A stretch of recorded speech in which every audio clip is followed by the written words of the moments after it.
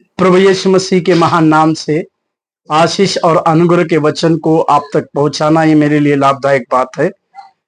भजन संहिता 118 के 20वें वाक्य की ओर हम अपने ध्यान दें। भजन संहिता 118 के 20 उसमें लिखा है, यहोवा का द्वार यही है, उससे धर्मी प्रवेश करने पाएंगे।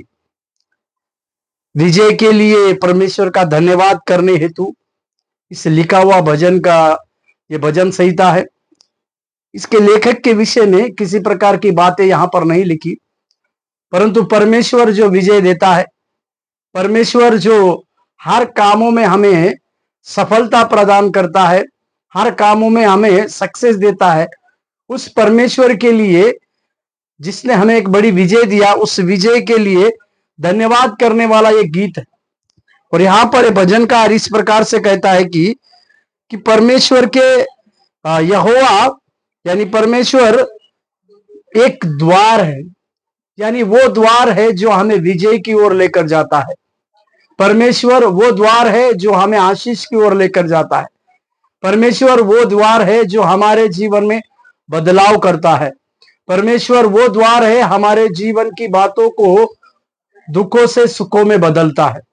इसी के लिए उसमें इस प्रकार से लिखा हुआ है कि परमेश्वर उसके चाहने वालों के लिए धर्म के द्वार को खोलेगा, उसके पुकारने वालों के लिए धर्म की बातों की कुछ बातों को खोलेगा। इसी के लिए उस धर्मी उससे धर्मी प्रवेश करते हैं, यानी परमेश्वर जो यहोवा जो उस धर्मी का द्वार है, उसमें से धर्मी प्रवेश करते हैं। इस बातों को समझने पाए, हमें परमेश्वर ने उसके पवित्र लहू के द्वारा धर्मी बनाया है।